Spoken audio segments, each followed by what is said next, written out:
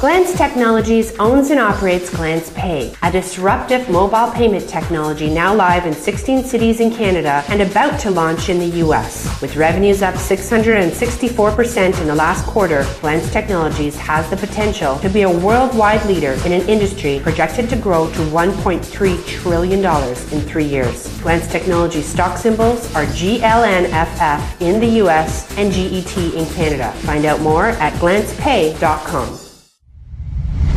You're listening to HowStreet.com radio, available online at TalkDigitalNetwork.com. Welcome to HowStreet.com radio, the online source for market opinions. Here is Jim Goddard. My guest is Tim Cyclesman Wood, editor of Cycles News and Views on CycleMan.com. Welcome back to the show, Tim. Jim, as always, thanks for having me, man. The gold bugs keep telling us, keep an eye on gold. It could go to $10,000 an ounce. Are they barking up the wrong tree?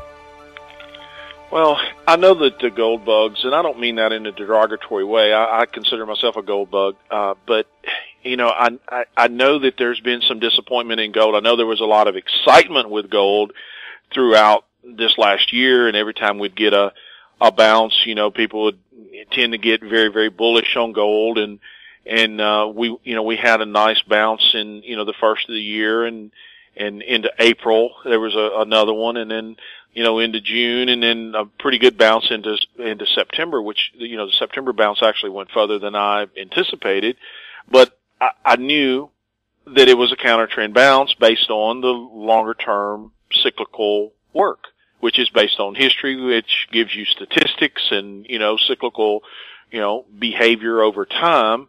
And then when you wrap the statistical probability around it, it tends to paint a picture. Is it perfect? Well, of course not. Nothing is. But, based on, like I said, that historical cycle, we knew that they should be counter trend bounces. I have been saying that the 9-year cycle low in gold was still ahead. And overall that, I was looking for lower prices with the entire commodity complex, including oil, the metals, and just the whole, like I said, the whole commodity complex. We're now seeing the weakness in gold. Gold is back to the lows, I don't know, from October, early October. If you look at silver, silver is back to the levels seen approaching the July lows. I mean, not quite there, but they're toward the low end of the price range for the year. If you look at the gold stocks, the XAU, which a lot of people like to play, or the HUI, whichever one, I mean, it's sitting on the lows for the year.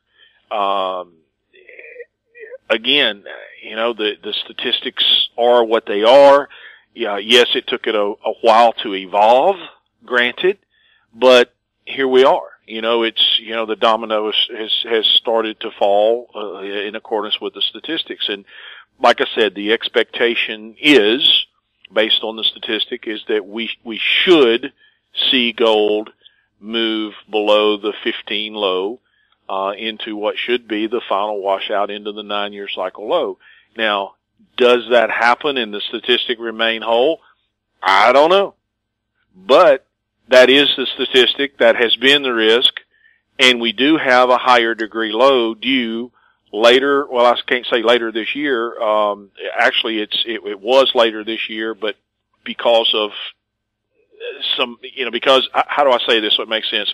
Because of the, it took it a while to evolve and for the top to form and for it to break, the cycle's been extended just a little bit. So early next year, we're talking, it's looking like maybe February-ish to me is when I'm looking for that clustering of lows and metals. And so ideally, that should be the low that takes us down into the 9-year cycle low. Now, again, I don't know if we're going to see that statistic fulfilled or not, but it is going to be, at very least, the, like that annual degree cycle low. So if that low takes us lower with the 9-year cycle, then check. The statistics on the 9-year cycle remain whole. If it doesn't, well, that's fine too. We still got the washout, and then we've got a maybe not a lower low in the sense that we go below the 2015 low, but we've got a washout low, and we've proven that we've got the 9-year low. So what I'm saying is, either way, the expectation has been that these were counter trend advances, that we had, another trip back down, and that it's this coming low that should be the low that the gold bugs have been looking for. So I hope that all makes sense.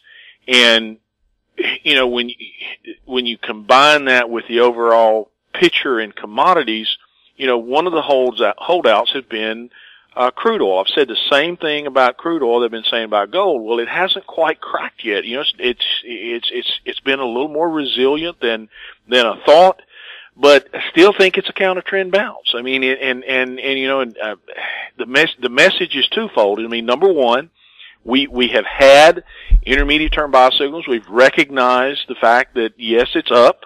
I'm not denying that at all, but I've been saying it's a counter trend bounce. And we need to get to top. We need to get to top. We need to get to top. And until we get the top in the intermediate term cycle, then the counter trend bounce is still alive. Well, in crude oil, it's flirting with that top. We have seen another intermediate term sell signal in crude oil. So this is an opportunity for that intermediate term cycle to bite. Now I need to see that. I need to see evidence that it has bitten. And if it does, and this sell signal sticks, if you will, then we should see crude oil start to follow in the path of the metals and the CRB complex as a whole. We should see it confirmed there, which we have an intermediate term sell signal there as well. So the dominoes with the commodities complex are starting to fall.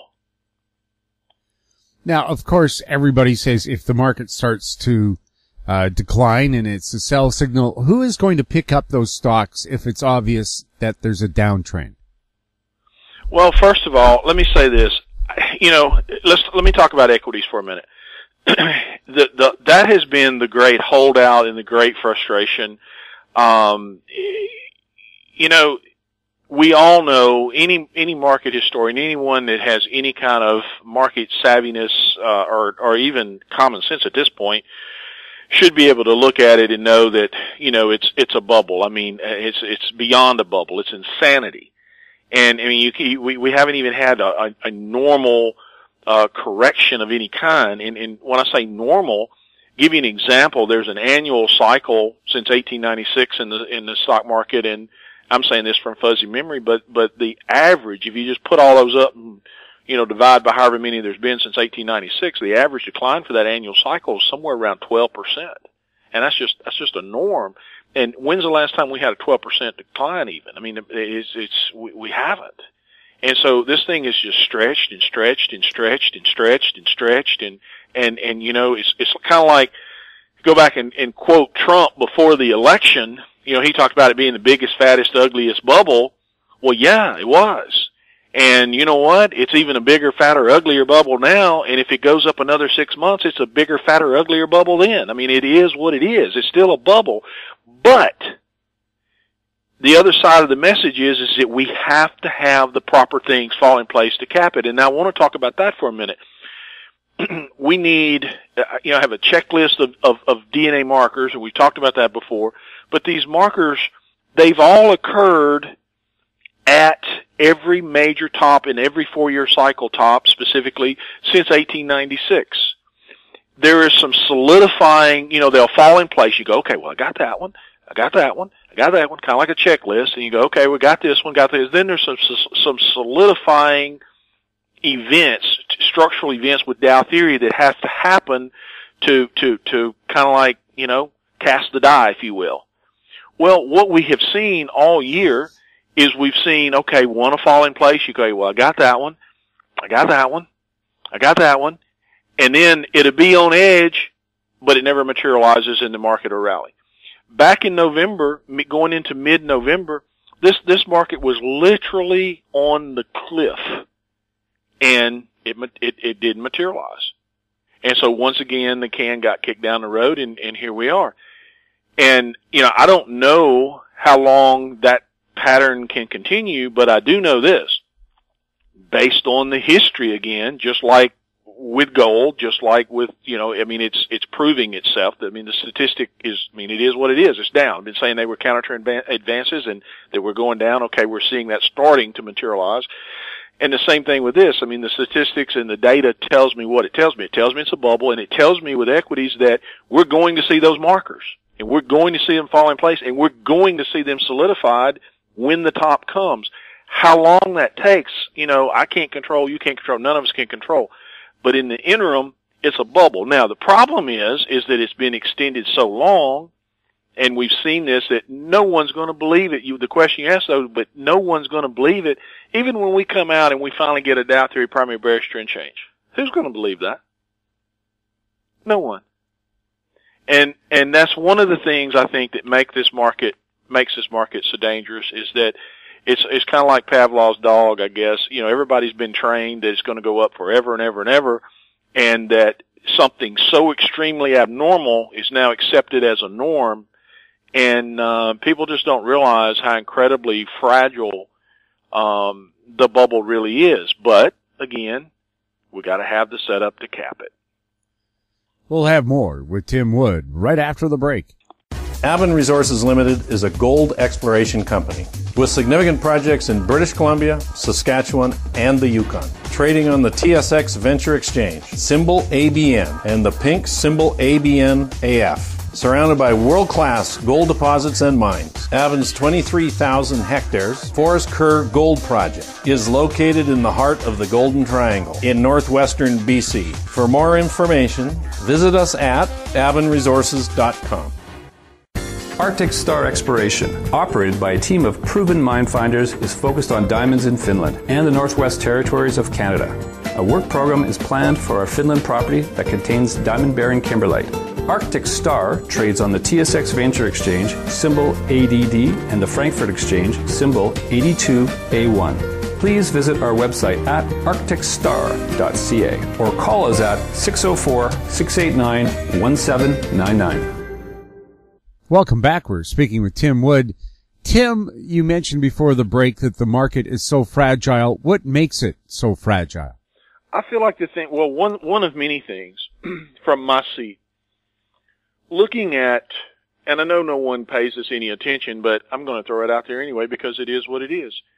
If you look at the volume characteristics of the market going up, throughout the true secular bull market period into the 2000 top, you had normal volume behavior in that volume was expanding as the cycles, as the market moved up, volume contracted as it moved down. You had the expanding, we've talked about this before, but you had the expanding velocity of money. You had expanding job participation rate. You had a real economy, and you had a real market. Well, since 2000, we've talked about this. It's been a while, but we've talked about this. But the volume characteristics turn bearish, and they still are. They still are. Volume has declined on the advances. It's increased on the declines. You got any basic technical analysis book, and that's the characteristic. And people can argue with that all they want. It's a fact. That's a bearish characteristic. The fact that the market's at a new high, I'm not arguing that it's not at a new high. I mean, I can see the chart as well as the next person. I'm telling you the characteristics of it, though, are bearish. And if you look at the job participation rate, it turned up a little bit I think it was in August of 15. It ticked up a little bit, and now it's flatlined and is rolling back over. The last data I saw a couple of weeks ago, it's been a long time since I looked at that, but I looked at it. I mean, it's no improvement at all there. And then you look at the velocity of money. It continues there's absolutely not even a tick up there. I mean, it's just completely, in a solid downtrend. And so what I'm saying is that you hear that, well, the market's up and it's because of all the great things or the administration's done what. No, there is no recovery. I mean, I'm looking at the data. So, you can give me some other kind of massage data and tell me that, there's been jobs or no, I'm looking at this from the Bureau of Labor Statistics. I'm looking at the velocity money from the St. Louis Fed site. There has been no improvement. and the velocity, the volume characteristics are what they are. So what I'm saying makes it so fragile is that it's fake.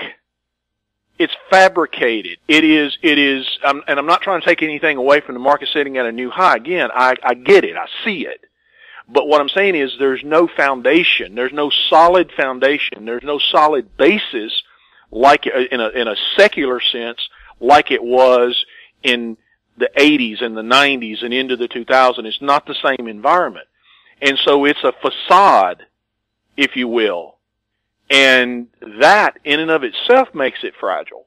And once the control is lost or the, I don't know how to describe it, the control or the perception or whatever, and like I said, the setup falls in place and the nut finally cracks, then we're set up for literally an implosion of that fake bubble. And to me, that's what makes it so dangerous. And then the second part of it to me that makes it so dangerous is that people are oblivious to the environment in which we operate. They don't understand. And you know, people listening to this right now, they're going, yeah, you've been saying it for 2 years or whatever. No one believes it. That's the other thing that makes it so dangerous. But I'm telling you, the statistics are what they are. There's no bubble in history that has ever, and I keep asking people this that want to, you know, that have tried to take me to task on it. Send me one time in history where any bubble has survived and never popped. Show me one time in history where any market has ever been manipulated and the manipulation didn't ultimately fail. One. There's not. And so the fact that it's been manipulated and it's the biggest bubble doesn't change the fact that the damn thing's going to implode, but we have to have the setup. And when that happens, I don't know. You know, maybe we get it next week. Maybe it's a year from now. I don't know. We'll have more with Tim Wood right after this. I'm Brian Fowler, president of Blind Creek Resources Limited, listed on the TSX Venture Exchange, ticker symbol BCK. Blind Creek is focused in the Yukon, Northwest Territories, and British Columbia. The company's key property is the Blend Project, one of the largest undeveloped lead-zinc-silver deposits in Western Canada, plus plans to advance the recently acquired, fully permitted historic engineered gold mine in the Atlan District of Northwestern BC. Check us out at blindcreekresources.com. Keep informed. Receive our weekly recap of thought-provoking articles, podcasts, and radio delivered to your inbox for free. Sign up for the HowStreet.com weekly recap on our homepage, HowStreet.com. Welcome back. We're chatting with Tim Wood. Tim, continuing on the theme that the markets aren't really telling you the real story or what's going on and how things are manipulated. Well, Lululemon is about to buy back $200 million worth of shares. Home Depot recently announced a similar share buyback. Does this really help with the illusion that the stock market is doing well? I think it does. You know, that's not my forte and looking at, you know, the fundamentals of things, but yes, I mean, obviously, the buybacks do. I mean, that's a phenomenon that's been going on for a while, and that's another contributing factor. Yes, absolutely. And you know, and I think the jawboning of the administration and justifying, you know, that they've done something when, and I'm not trying to, look, please don't send me an ugly email saying I'm talking bad about you know, I mean, the man's got enough problems with people talking about it. I'm just stating the facts. You know, he made the comment before the election that it was and I'm paraphrasing because I don't have the comment in front of me, the quote in front of me, that it was the worst economic recovery since the Great Depression. Well, it's still the worst economic recovery since the Great Depression. In fact, in spite of what you tell me, because I'm looking at the data from the St. Louis Fed, and I'm looking at the data from the labor of whatever it's called, Bureau of Labor Statistics or whatever. And so it is what it is. It's a fact. So I'm not playing the politics and trying to make somebody mad because I'm talking about their president. That's not what I'm saying. I mean, I could care less who the man is. The facts are what the facts are. And so I guess I'm talking in a circle here, but anyway, I don't know. I'm off point now, but yes, it's, you know, I maintain that, there's many reasons besides just a liquidity campaign. I think a lot of it's a confidence and just more of the of the false perceptions that keep this thing alive. And like I said, I don't know when, but we will see it in the charts. We'll see it with the DNA markers, and we'll see it with Dow theory. We'll see it structurally. I hope. One of the fears, I say I hope, I mean, I feel 99% sure that's the case because, hey, there's never been a top in market history that hasn't been identified by these markers that I found. Now, that said, one of the interesting comments I've heard by a number of noted technicians is that they said their fear, and I think this is just the nature of the beast, but they said that, their fear was that this market would top without any sort of warning and it just implode. I guess anything's possible, but looking back on history again, I think we're going to see those markers. They may be subtle, but I think they'll appear, and I think we'll see it. Tim, thank you so much for chatting with us. Thank you, Jim. And look, I want to say one thing, that commodities I think, are just beginning, and I think that's the first domino, and if it continues to materialize as I think it will, then equity is going to follow. My guest has been Tim Cyclesman Wood, editor of Cycles News and Views on cyclesman.com. You're listening to HowStreet.com radio. Find us on Twitter at HowStreet. Our YouTube channel is Talk Digital Network. If you have any questions for Tim or any of our other guests, you can send them to info@HowStreet.com. I'm Jim Goddard. Thanks for listening.